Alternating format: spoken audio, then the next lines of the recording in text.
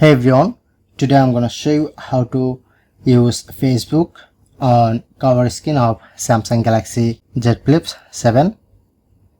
So I'm just easily use Facebook from here. So I'm provide how can easily add.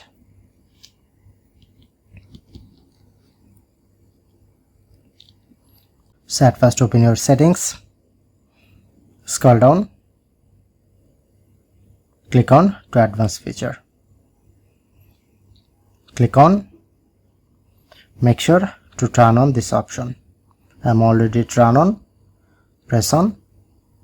So look at showing here only 5 apps allow.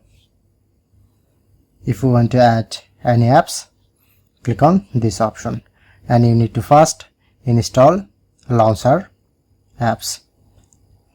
You just easily install from here and select any apps like select Facebook.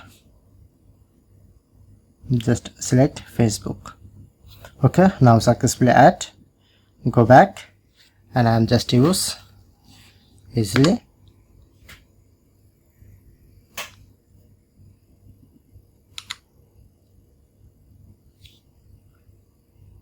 So that's it. That's how you can do it.